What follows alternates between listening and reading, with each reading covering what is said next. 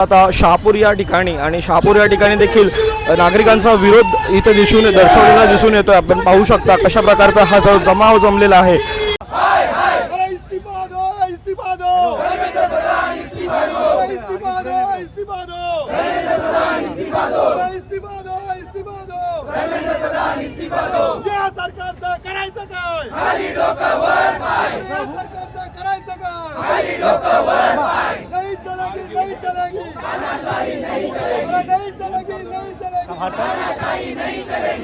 अरे मोदी तेरी तानाशाही नहीं चलेगी, नहीं चलेगी। अरे मोदी तेरी तानाशाही नहीं चलेगी, नहीं चलेगी। अमित शाह तेरी तानाशाही नहीं चलेगी, नहीं चलेगी। अमित शाह तेरी तानाशाही नहीं चलेगी, नहीं चलेगी। मोदी अमित शाह तेरी तानाशाही नहीं चलेगी, नहीं चलेगी। अरे नहीं चलेगी, नहीं चलेगी। तानाशाही नहीं चलेगी। अरे नहीं चलेगी, नहीं चलेगी। तानाशाही नहीं चलेगी। आज शहापूर येथून जो हा मोर्चा निघालेला आहे त्या मोर्चाचं स्वरूप खूप विराट आहे। दिल्ली येथे जंतर मंतर येथे विद्यार्थ्यांवर झालेला जो लाठीचार्ज आहे त्यामुळे हा मोर्चा काढण्यात आलेला आहे आणि आपण पाहू शकता की भरपूर जण या मोर्चामध्ये सहभागी झालेले आहेत।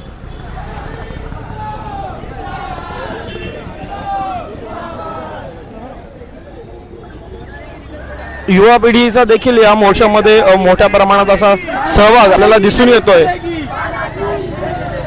मुलींची संख्या देखील या मोर्चामध्ये जास्त आहे।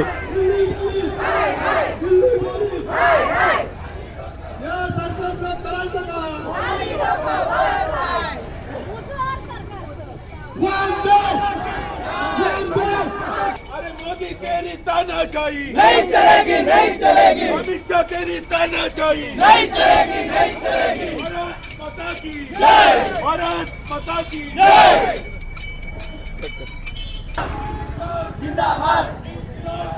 युवा पिढीने देखील या मोर्चामध्ये खूप मोठ्या प्रमाणामध्ये असा सहभाग दर्शवलेला आहे। शहापूरचे युवा तरुण देखील या मोर्चामध्ये सहभागी झाले आहेत।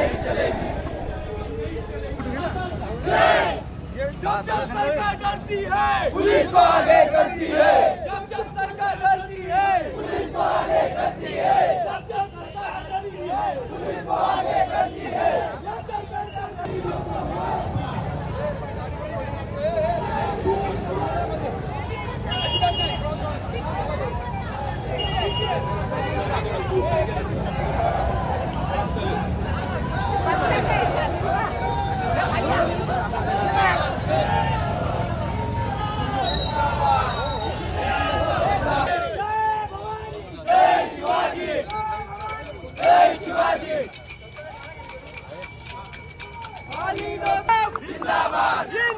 अरे ज्या परीक्षेचं नाव नीट आहे ती परीक्षा तर नीट घ्यायची। 2014 सालापासून या देशामध्ये तब्बल 52 वेळा पेपर फुटी झालेले आहे आणि शिक्षणावर हा घाला होत असताना आपण शांत राहणं हे आपल्याला परवडणार नाहीये।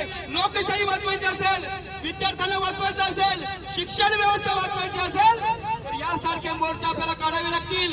याचं कारण आपली लोकशाही धोक्यात आहे, आपली शिक्षण व्यवस्था धोक्यात आहे।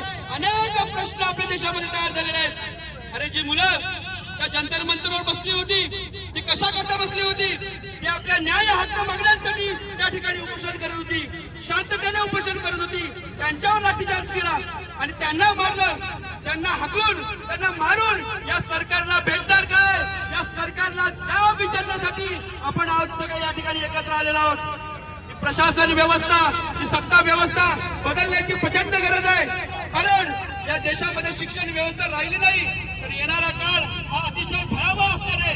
एका विद्यापीठाच्या गेटवर लिहून ठेवलं होतं की ज्या देशाला नष्ट करायचं असेल तिथली शिक्षण व्यवस्था बदलून टाका म्हणून। आज हे सरकार, हे सत्ताधारी शिक्षण व्यवस्था बदलून टाकत आहेत। नहीं चलेगी, तानाशाही नहीं चलेगी। नहीं चलेगी, नहीं चलेगी। तानाशाही नहीं चलेगी। इस्तीफा दो, इस्तीफा दो। धर्मेंद्र प्रधान इस्तीफा दो। इस्तीफा दो, इस्तीफा दो। धर्मेंद्र प्रधान इस्तीफा दो।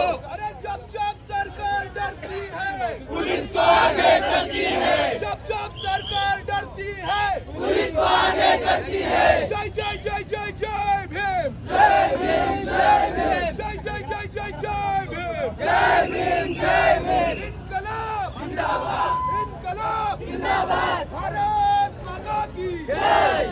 वंदे